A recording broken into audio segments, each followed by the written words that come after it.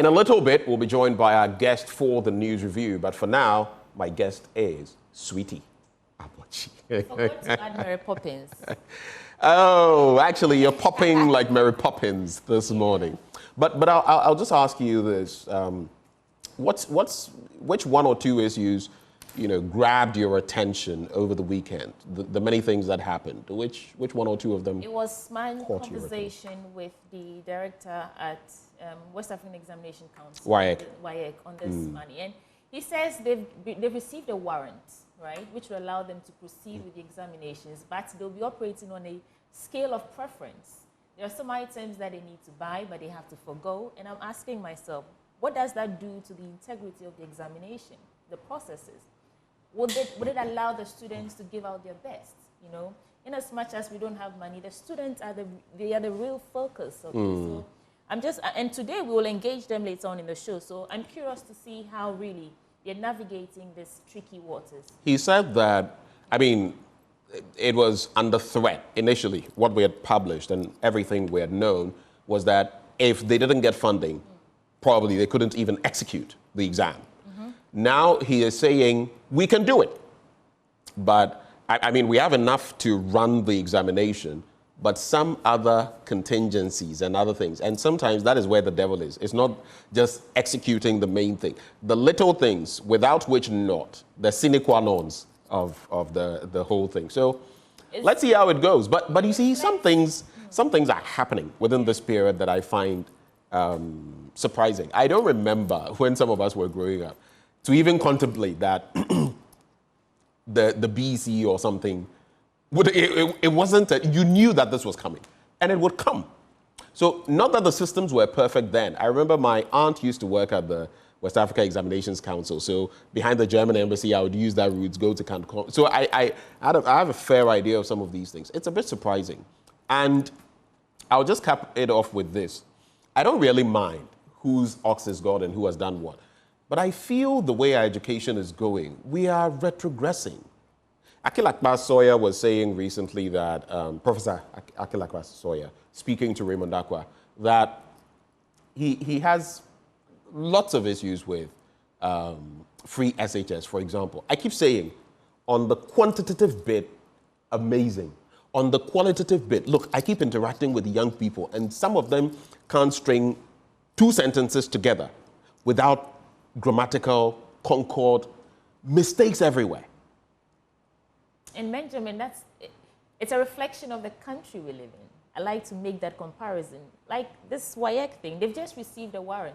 It doesn't mean that they're paying off the debt. It just means that they're cushioning it in a way. The same way, we are not paying our debts, we're just servicing our debts. So well, that warranty or guarantee, I don't know. But in the end, it's just really tricky. We need money in this country, and until we get some miraculous amount of money that someone gives us without the need to pay back, I really don't know how our leaders are going to wing it. And it's election year, so. Well, we pray for the best, that's for sure, because if the one thing you don't want as a country to get compromised is education, once your education gets compromised, everything else from there is going. Because probably the next generation of leaders you will have will not be very savvy, read between the lines. They are going to be manipulated by, you heard Lord Paul Boateng saying that the West and other countries have fed and they continue to feed, and it's a leadership thing. If they are feeding now, and unfortunately some of our misleaders are Oxbridge trained, Oxford and Cambridge, Ivy League trained. If this is their performance, then imagine when they don't even have that. You shudder to think where we would go as a country. Then you'll be manipulated because, like it or not, on the international political scene, right, in international relations, people use hard power, soft power, and people also manipulate to suit their country. When this recent bust, cocaine, at our ports went through, do you think UK intelligence was just giving us that because they cared so much about Ghana? Yes, there are these relationships, bilateral and all of that. They were doing it because that was the destination of the drugs. So they look at their interest. I was at an event, and I'll just end here so that I don't talk too much. Even in terms of research, a lot of the research that is done, we practically fund about maybe 3% or nothing of research, academic institutions, tertiary institutions. So you do know what? When the USAIDs and these other entities are giving research funding to our professors and the rest, they tell you what they want them to do. So maybe you want to do this in the interest of Ghana, but they are not interested in that. They want you to do the other one because that is in their interest. That's where we are. We are not the target audience of the endeavors of our leaders. Anyway, but let's get into the newspapers now. Starting with the Daily Guide newspaper. In the course of the program, we'll introduce our guest as and when she joins us. On the front page, Esla launches foundation to empower youth. Man kills son. We'll get into that story and see the details of it. ICC dismisses Mikeleti case against Ghana. 2 NDC MPs caused chaos in Parliament. Kandapa in Bole over military-youth clash. Let's get into the papers now, starting with the story of the International Chamber of Commerce, who's dismissed an international arbitration instituted by Mikeleti Company Limited against the government of Ghana in May 2023, claiming damages of $400,000. The company had also claimed accrued interest at the current Bank of Ghana forex rate plus 3% points starting from February 2009 till date of final payments. The international arbitration was instituted against the backdrop of what the claimants alleged to be a breach of contract relating to the rehabilitation of the Ohene-Jan Sports Stadium in Accra. The ICC tribunal, comprising Sadov Habib, Shadrach Ahin, and Justin Amenuvo, in its partial award, decided it had jurisdiction to hear the matter, but dismissed the claims because the arbitration proceedings were filed outside the limitations Act of Ghana. So this is coming on the back of that April 2016 government contract with Waterville Holdings for the rehabilitation of some sports stadia here in Ghana. So far, the ICC has dismissed the case. Sunyani Market women sue Assembly over World Bank projects. That's an interesting one, so I'll get into it.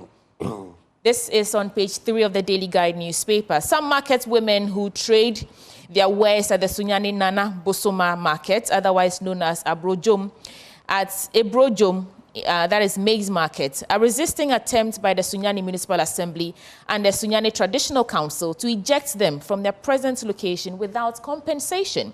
The move, according to Assembly and Traditional Council authorities, is to give way for the construction of a new market complex being funded by the World Bank. The women have therefore sued the authorities at the Sunyani High Court over the decision to move them without compensation after they've expended huge sums of money on their shops. So the case, which was to be heard last Friday, was adjourned to July 16th. And this is to allow the trial judge to study the docket. The women, numbering over 54, are known as Nana Bosoma Market Container Traders Association, represented by Benedicta, Sunoma, Evelyn, and so others, are looking forward to appealing to the authorities, rather, to come to their aid. Benjamin, I don't know what you think about this. I mean, one thing is if they want to construct a new market complex, it's a step in the right direction. But you don't just move market women who've spent in this recent hike in food prices that we are witnessing. They probably went to buy so much stock, and you're saying that they should move without any compensation or alternative arrangements for them to move their wares somewhere else where they can still ply their trade. Ben? But is that not our stock in trade? Is that not what we do? Oftentimes people, move here, do this, do that. There are people who, to date, have been moved from certain places. Compensation hasn't been paid them. I think even, I don't know whether it's not the Pukwase stretch. I think there were issues. I think you went there at a point, and some people were complaining and all of that. It's our stock in trade as a country, which is also why sometimes when legitimately people have to move, because though they have been illegitimate in law, there's something where if you allow someone to be in a certain place for quite a while, they gain some legitimacy, even when it comes to the state. I've seen that happen in some portions of Brazil before. And you just tell people up and leave. I mean, let me leave it there. Nothing in Ghana really makes sense to me, so let's leave it there. But I mean, whoever these authorities are, these women need your help. I mean, we get that you want to build a new markets complex, but Their business must go on. This is their means of livelihood. ESLA launches foundation to empower youth. Man kills son. The Insawan Police Command is holding a 40-year-old Nigerian man identified as Justice, known locally as Oga, for allegedly killing his son and secretly burying him. Wow. The suspect, a hardware seller, lived with his wife, also a Nigerian, and 3 children, including the deceased at Chechrewe, a community near Asuboy along the Accra-Kumasi Highway in the Ayensuano district of the Eastern region. Now, according to the report, the suspect, who is now in police custody, had a history of aggression towards his family, as he frequently beat his wife and children, and his violent behavior went unchecked as the community feared his wrath, and now he's killed his son and secretly buried him. I'm glad he's in police custody. I'll quickly run through some stories here, and then we go to another paper. GCE begins over-the-counter markets trading. Okay, so that's the Ghana Stock Exchange. They've launched the over-the-counter markets trading to give rural banks and small and medium enterprises the platform to raise capital through the trading of securities that are not listed on the bourse. Zenith Bank sponsors overall Best Candidate category at WAEC Distinction Awards, locks up 5-year partnership agreement with WAEC. Those are just some stories in the Daily Guide newspaper. Garmancha leads charge towards cleaner Accra with the Homo coming in. There's this cleanup exercise that they're leading to ensure that the city is ready for the festivities. And I denied Davido access to my body, not our daughter. MasterCard Foundation reaffirms commitment to empowering EdTech in Africa. NPP's victory starts from Ashanti region. And SHC hands over housing units to police. That's the last story I'll get into, and then we'll go to the New Finder newspaper. The State Housing Company Limited has handed over 2 housing units to the Ashanti Regional Police Service at the John Ajekum Kufuor Estate at Oyoko Akrofom in the Echimwa in Wambieja North District of the Ashanti region to accommodate personnel. Mr. Kwabena Mpofu-Appiah, the Managing Director of the State Housing Company, at a short but colorful event on Friday, explained that the initiative is geared towards reducing accommodation burden on the police administration. The gesture, further stated, would encourage the police to execute their duties well, having a sound place to lay their heads. Benjamin, what are your thoughts on these short stories that we just got into from? You are my guest this morning, so I need to hear your thoughts. I mean, the stories speak for themselves, honestly. Okay. We can, on the back page, we can go on. Right. Yeah, we definitely can. Kojo grateful to Emmy Africa Expo. Gambo set to release new EP. CAF unveils AFCON 2025 dates. Ghana tug of war shines in Zimbabwe. Let's move on to the New Finder newspaper now. On the front page, revival of Agrek underway. Access Bank Ghana celebrates remarkable growth at 16th AGM. Prestigious commercial space draws top brands. Initial 1,452 micro businesses receiving YEA assistance. Let's get into the paper. Revival of Agrek underway. A massive government-private program of change to how the country organizes production in the agricultural value chain to promote productivity is making great strides, the story says. The key objective is to de-risk agriculture by developing lands to enable production of key commodities to reduce imports. These policies and initiatives are not the problem, it's the implementation. That's where Benjamin said the detail lie. The devil is in the detail. Stakeholders applaud Kapoa Ship Ghana for continuous community engagement. Angela lists the bank's allegations, demands retraction and apology. Initial 1,452 micro businesses receiving YEA assistance. Let me get into that briefly. The Youth Employment Agency has successfully rolled out its Business and Employment Assistance Program, targeting 1,452 businesses in its initial phase. This initiative is part of a broader effort to bolster Ghana's economic recovery program, post-COVID-19 recovery program. And the program aims to support 10,000 small and medium-scale enterprises and startups severely impacted by the pandemic, with the first phase involving this 1,452 people. Policeman crashed to death at Gomo and Porto checkpoint. That story was last week. We talked about it. Timetable for unplanned outages not feasible. This matters to all of us because when it comes to energy, we are all feeling the pinch somehow. So the Minister of Energy, Dr. Matthew Opoku-Prempeh, says the power outages experienced 2 months ago were not due to a power crisis. Rather, he attributed the unforeseen factors such as rapid population growth and increased business setups. According to him, a surge in demand combined with an unexpected gas leak at SenPower resulted in an instant power loss of 340 megawatts, coupled with maintenance at Amadi Power Plant led to the power outages. So it is not doom, so it is doom CSC. Dr. Prempeh argued that these incidents were unplanned, making it impossible for the Electricity Company of Ghana to announce a scheduled load shedding program. And in addition, he disclosed that the Ghana Grid Company also requested emergency outages in some areas, exacerbating the situation. Whatever they're doing, we just need stable electricity on, because without electricity, lots of businesses come to a halt, and life really comes to a halt. Some of us can't sleep in the heat. Navigating copyright issues, the Defe Defe song that Benjamin was humming to this morning. Looks like there's some brouhaha between Team Eternity and Kwame Mikke about who's, you know, the original lyrics of the song. Or but I've heard talk about copyright on such items. There's no issue. Okay. I have 2 published works, properly copyrighted, right?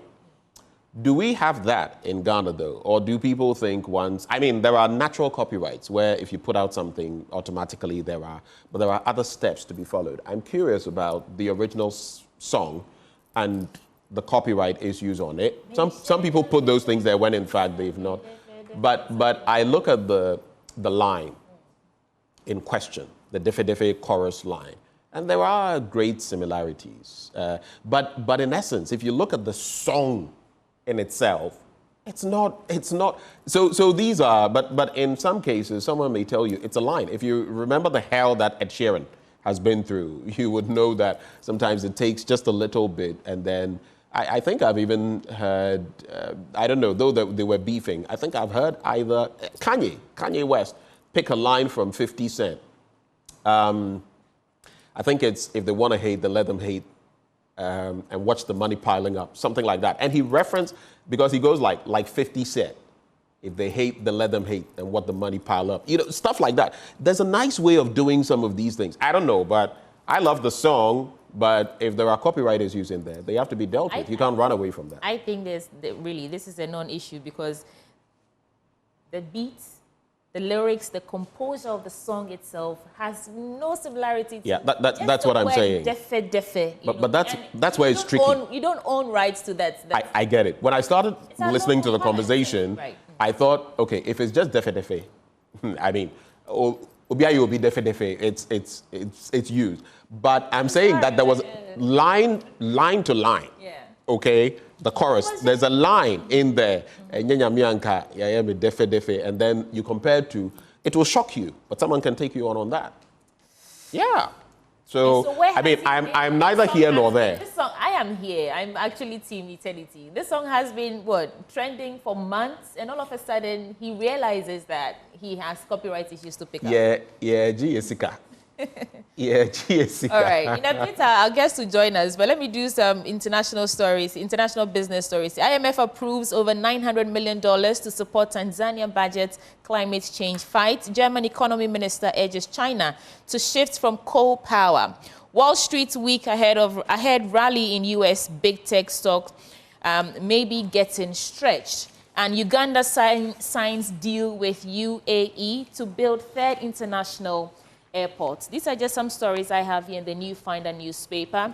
In terms of tourism, arts and culture, HIV ambassador takes live on campaign to Ayi Mensah. That's a powerful one. We've been talking about this HIV, the hike in numbers of people contracting the virus, and women particularly saying, I mean, your conversation with Dr. Tiahini, that women are not disclosing their status to their partners for the fear of being deserted. And I thought that was really interesting. But in fact, it generated a little bit of argument in the newsroom on Friday, where they're saying that ideally, when you, as a married woman, or if you're married, well, you're in a long-term relationship, if you go for antenatal, it's compulsory to take the HIV test. And when they find something of concern, they have to invite your family, whether you have children, your husband or wife, and then they can test all of you for proper counseling. But this doesn't happen, which is why some women are able to escape telling their partners. And because they don't want to be deserted, they just hide the medicines, hide everything, and, you know, you're just risking the life of your family. Anyway, that's that for the New Finder newspaper. Well, let's continue from there. I'll be getting into my stack of papers shortly. We'll be introducing to you Nanaya Achepim Jantua, former Director of Public Affairs at the PURC. She's also here with us for the newspaper review. Nanaya, yes, good morning. Good morning. How are you? I'm okay. How about you? I'm fine. Oh. Okay, so I'm going to do this before I get into the former General Secretary of CPP. That seems to be... You want us to... Okay, former General Secretary of the CPP as well. Yeah. But very quickly, is there anything, I was asking Sweetie earlier, is there anything that you carried over the weekend, something that you're passionate about, any news story you'd like to briefly talk about? Oh, this AIDS thing. Good morning to your viewers and good morning to everybody. This HIV/AIDS thing it's been bothering my mind, especially the young ones, the 12-year-olds who are getting it from the old men. And it's a bit problematic. I think that we've neglected the education on HIV, and we are talking about stigmatization. But we need to talk about it. We need to go back to the days of education on condoms. Because when people are engaged in these sexual activities, you are not there to stop them. Right. And there's this myth that if you sleep with a virgin, you'll be cured. And I think, yes. And yeah, there's that misconception. Yes. And I think the men are carrying it a bit far. So some men. Some very miseducated men. It can be even educated. I mean, people are in denial. And I believe it is time for us to start the education and also let everybody understand that it's not a death sentence anymore.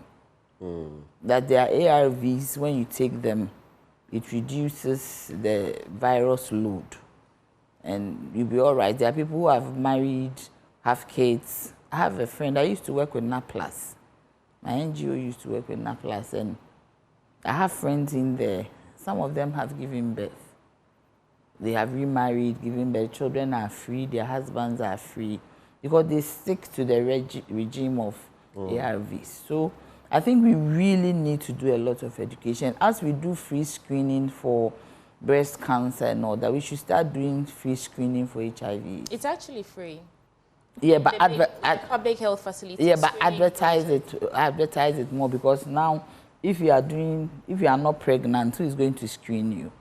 So there's a need for us to have a concerted, sustainable drive, educational campaign towards issues regarding HIV/AIDS. Right. And just to add, now there are the oral swabs available. If you get it from public health facilities, they would be free unless you go to a pharmacy or something. So you can literally, you don't even need to prick or anything. Swab your mouth and you can check. And beyond that, depending on what shows, you could escalate it and go to a public health facility. But I just want to take 30 seconds to do this. Sometimes I target some people who send in messages because I see time and again the messages they send. You see, sometimes we have these androids, robots, sending in messages. Nana Prempe is one of them. He sends me, I don't blame. I'm reading exactly what he said without correcting anything. I don't blame, because if you are aware of how some of us completed secondary, then you won't sit there and talk negative about free education. It has come to stay. Nana Prempe, if you did graduate from secondary school, and this is the English you write, it is problematic, first of all. You have no idea how I graduated from secondary school. You think yours is difficult. You think I'm sitting here in a tie and everything, so it must have been rosy, right? Even at a point, because my grandfather was a chief and a cocoa farmer, major one in the OT region, what is now the OT region, I got a government scholarship, COCOBOT scholarship, for a period. You have no idea how I've been through school. So don't sit there in your own corner and think that, oh, because he's here, he must have had everything rosily. I read that Professor Akil Akpasoya says, I don't support free SHS policy. It's unintelligent. I've always said quantitatively, it's a good thing. Qualitatively, it is leading us down a rabbit hole. I was sharing the example with you. You speak to some of these SHS graduates and they can't string a sentence together.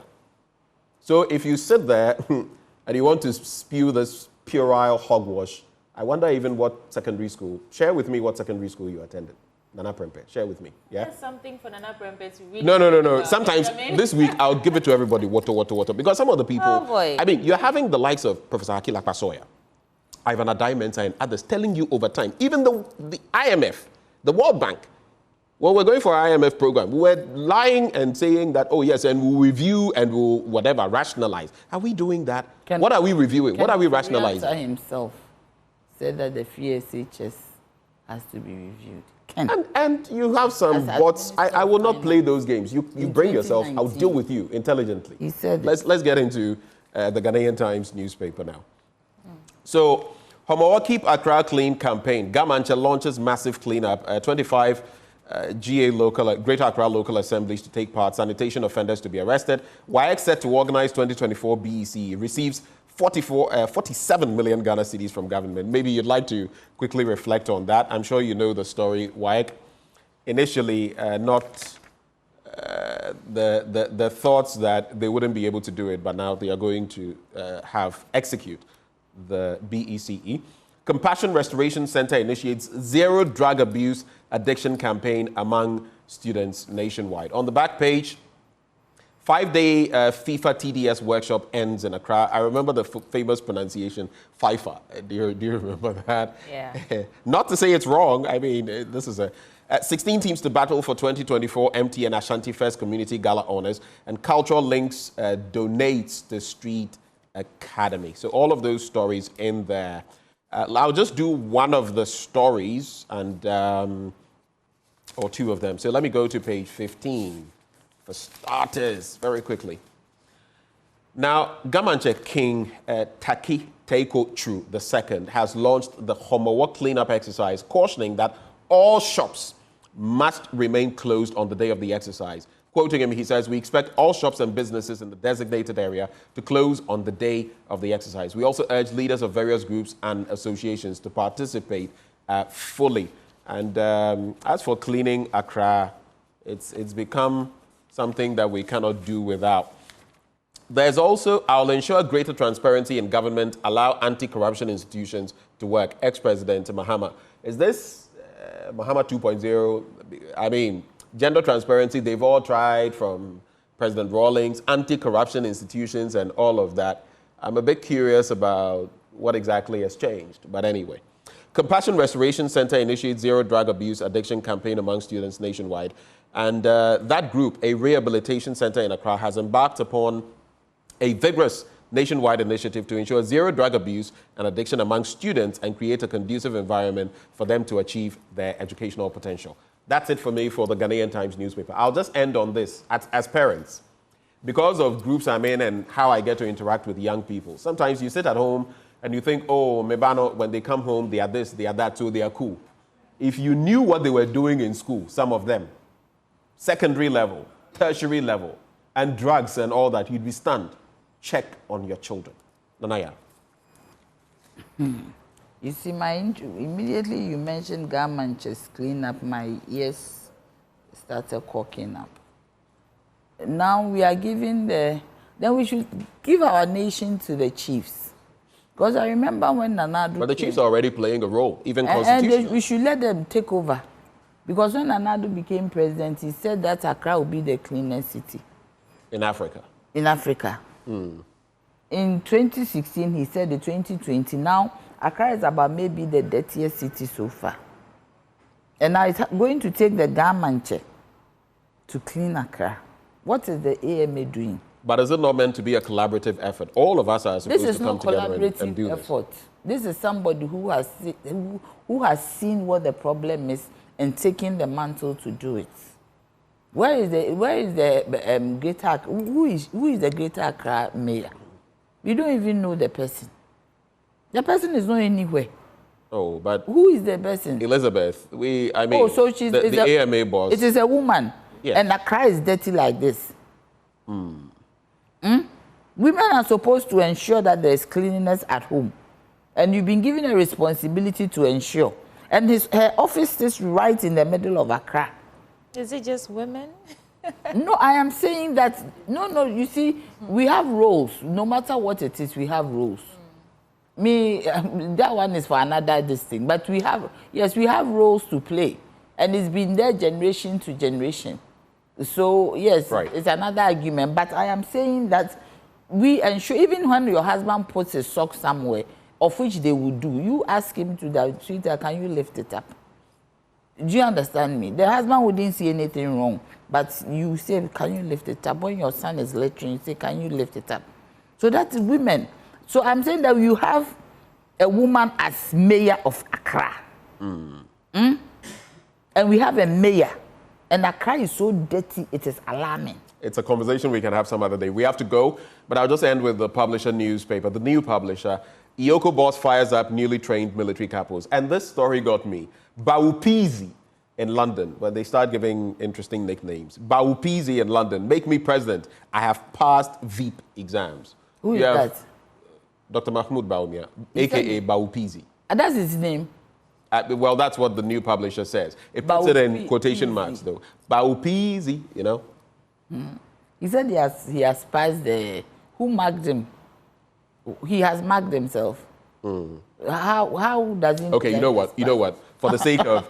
Interestingly, we've been given a few more minutes. So let me get into the story. Bawupeezy in London. Make me president. I've passed veep exams. Yeah, so let me get into that. Ghana's Vice President, Dr. Mahmoud Bawumia, affectionately nicknamed Bawupeezy. I didn't know it until the new publisher said it. So henceforth, I guess we can call him Bawupeezy.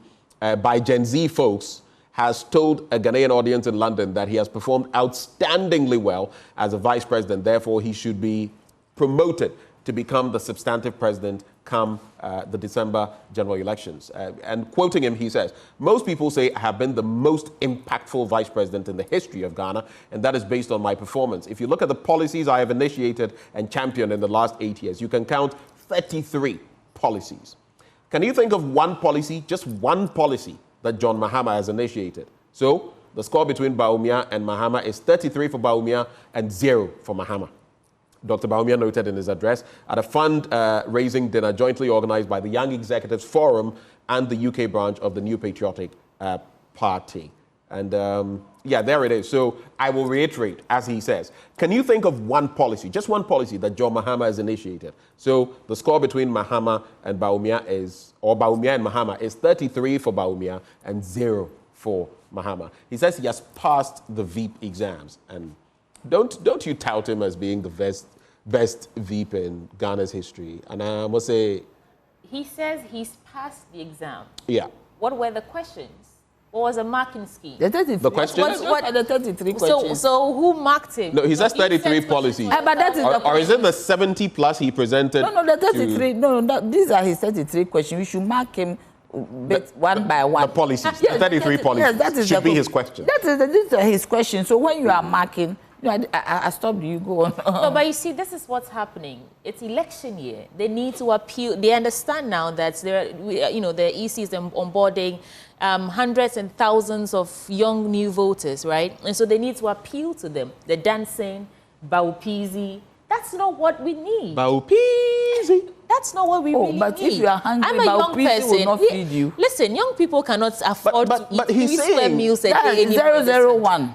Young people do not know whether or not they will be getting, good quality education anymore. Yes. Young people don't know whether they will be sleeping in lights or not. There are so many things happening in this country. You think a nicknaming. That's why he says give him this. How come nobody knew him? No, he didn't give himself the nickname. Necessities now have become luxury. This is all just so that they can appeal to the Gen Z. Who are not calling him that. He's calling himself. Who are Gen Z? Those born after what? Is it 2000 and what? Or is it but they know the other Gen Z. You see the Gen Z situation, the life of the parent of the Gen Z impacts on the Gen Z. If home is good, there is food, there is money to go around. Your father's work is going on well. The depreciation of the CD has not affected his fortunes or your mother's fortunes. Do you get me? Then the Gen Z is okay. That is where they can even call themselves Gen Zs. Because then all the fashionable things they can do. And now fashion has been put to the background. So you can't go and buy a Nike trainers when you don't have money to chop. You can't go and buy a Prada bag or any designer bag, Louis Vuitton, as a Gen Z when there's no money at home. But he's saying, if you want to put that to him, that's why he's saying, give him the steering. What steering? You're enjoying this. No. Give him the steering. Which steering is that? Which steering should the steering of leadership in Ghana. Oh, but he's in leadership. This is why I don't understand it. You see? Sir, no, because he says he's not president. The president himself at that said that the buck stops with me. And the vice president has said he's a driver's mate. Okay, I understand. He says a driver's mate. Yeah. A driver's mate who can make policies. A driver's mate who can pay for the... A driver's mate who can make 33 policies. No, the driver's mate who can pay for the insurance of the car. From his own pocket and say that I paid for the car insurance. A driver's mate who can buy a car part without going to the driver. And a driver's mate who has 33 policies. So how did he get 33 policies and that he has exacted all the 33? So if he was a mate, how did he have 33 policies? It is only the president who has policies. So if you're a vice president who has been able to get 33 policies, then it means that you are very formidable. Look, And let me just quote him here. He says, if you look at the policies, I have initiated and championed in the last 8 years, you can count 33 policies. And that's why sometimes it is disingenuous. Because on the one hand, yes, you say, I am not the driver. Yes. But on the other hand, I have done things. And so, but some would say, I mean, he is part of, you know, when you elect a president, automatically you elect a vice president. Yes. So they must work hand in glove, yes. All that. But I would wish, since he says he's passed the exam, I would wish that some of the questions he posed to Emisa Arthur and others, maybe they should be put back to him. Foremost on my mind, the exchange rate. My dear, please, those are one old... CD, $1. Those are old questions. One CD. It's a Pasco. A Pasco. A Pasco. So he has 33 policies. So we should start asking how these 33 policies have positively impacted our lives. He said, my policies. 33 of them. So we are not giving him too many questions. We are giving him 33 questions. Oh, okay. And we are finding out, we are not doing Pasco. Right now it's exam time. So he should tell us one. Okay. This is what I did. E-levy. I just want to we have to go. So yeah, do you remember when Mahama and the others were campaigning during the 2016 election? What was Dr. Bawupeezy doing? Holding public lectures, educating people on the fundamentals of the economy, breaking down what it means when the exchange rate is weak. The fundamentals will expose you. When the fundamentals are weak, the exchange rate will expose you. Yeah. When the fundamentals this man convinced us that he understood what it takes. I mean, he's still there. So what it takes to run an economy, you know, whether it's recovery, that they had no taxes, locked up the dollar, given the key to the IGP. That was after when the thing started dropping. What have we seen? And then you say, I have passed. We should be able to tell you whether, I'm sorry, Mr. Vice President, we should tell you if you've passed or not. You don't tell us whether or not you've passed. But that's politics, right? We are the examiners. Yeah. We are marking. That's we are the examiners. But that's politics everywhere. I mean, the politician will not come to you, and that's where I feel globally we have problems, because leaders everywhere are, I don't know, especially here in Africa, they're acting as though once we finish voting for them, we're useless.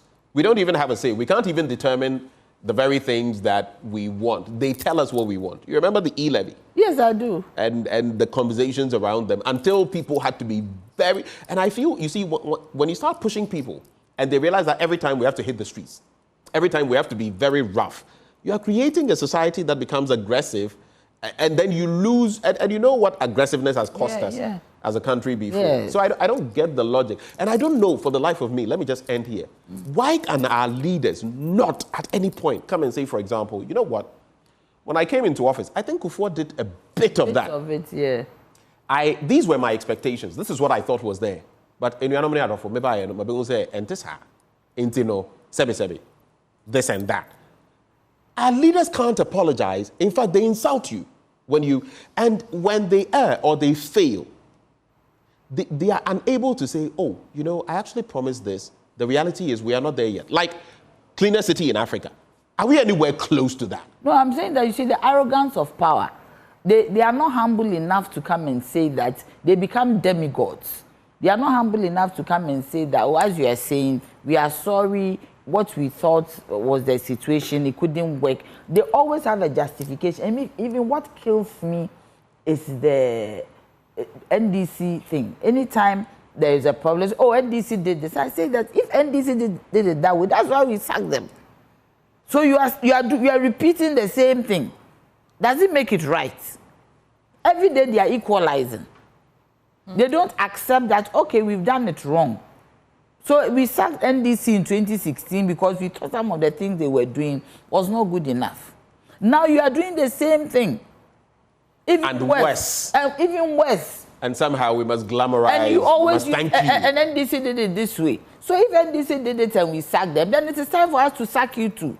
I wish we had the options and would sack both of them. Yes, so that it's just that we don't have the options. The options are not there.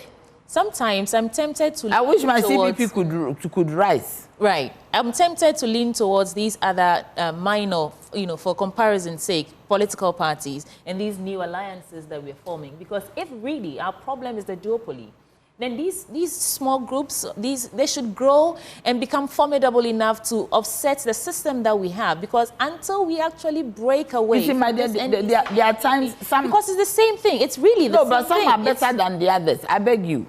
That one, yes, me, I'm fair. Some are better than, because you see, for instance, with His Excellency Mahama, you could point to things that he did. Yes, there are governance issues, but these ones, only thing that you can point to is what they are grabbing. Buying state assets, state lands. You can go to Laboni right now. The civil servants' quarters, they have bought all the lands. And I've heard... Go to Roman Ridge. All over. I've heard even in Tamale, Borga, everywhere they are buying. The only thing you can pinpoint is the looting. You cannot pinpoint and say, oh, he's done this, he's done that. Because I always say that as humans, things happen. But you came with promises, so many promises that you behaved like political playboys. And we followed you. They behaved like what? Political playboys. And we followed them. We went with them, we believed in them. That is the most painful aspect, believing in them. And this is where we are today. Dollar to cedi, 16 cedis.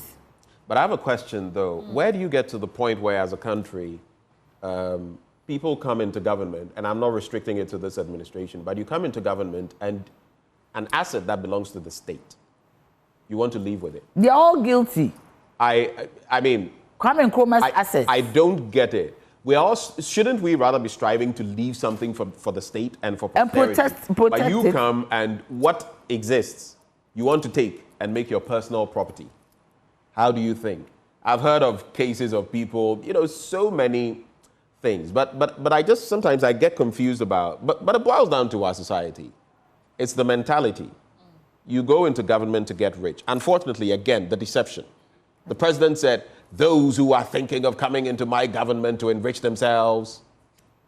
Please don't even because you see the president himself, maybe age is not. You see, age is not a good determinator. No, let's not engage in ageism. No. I think he's fully aware of. My dear, please, age is not a good denominator of kinship. No, I'm serious. Oh, I think that we should cap the age brackets for our leaders. To what? Maybe at most, I mean 70, like Ofor left at 70, beyond that. Do you get me? We should cap it. Age is not a good denominator of kinship, I'm telling you. Because sometimes if I look at the Nanado I know, and I see this Nanado, so I'm wondering what is going on. And I'm not the only person who has said that. Most people have said it. So the question is it the age? Did he become aloof? Was he convinced to be engaged into something? We don't know. Even people, so many people who know him. I met somebody, an older person, a very prominent Don't worry, Dr. Arthur Kobina Kennedy came here and said, yes, the Nanado he sees I play today I am telling is not Yes. I mean, the rhetoric Are you versus guys what he's sure Yes. it's not the same person, just a maxed version that we saw because he needed something from us? Well, you're saying and now this is the Nanado Pro Max. unmasked person, No, but- the real. but you were see- saying about Dr. Nyahunya Tamaklo telling you that he warned us that this man is arrogant, this man is this, that, and if we put him in power... No, there's a difference between arrogance yeah, exactly. and engaging and allowing people to engage, and maybe people around you engaging in corruption. I'm saying he doesn't care enough to want to even be accountable for these things. He doesn't think that... But the other thing too is that us. two people at least. You remember Kwesi Nyantechi, and then you remember Charles Edubuahin. Right. People have said that somebody and another person are in their pockets, and that if you pay X, Y, Z. So going back to your point about, people are engaging in this, clamp down on them, who knows who is a beneficiary? Because, Benji, sometimes we mix the two. Arrogance is a mark of kinship. It is not, you have... Arrogance is a mark of kinship. Yes, a mark of kinship. You need some arrogance. You need, yes, it's a mark of kinship. Me, I'm a royal. A little bit. To give you some confidence. It's a mark of kinship. I thought confidence rather, not arrogance. No. Sometimes we mistake arrogance with being rude. Do you get me? When you are rude, that one, you are not polite. But if somebody is arrogant, it's a mark of kinship. Okay. But that doesn't mean you should be corrupt. I mean, the degree of arrogance comes to play. We have to, we really have to run. I've enjoyed this conversation. My two guests, because today she started as my guest. Okay, I wasn't here, okay. Yeah. But thank you for watching.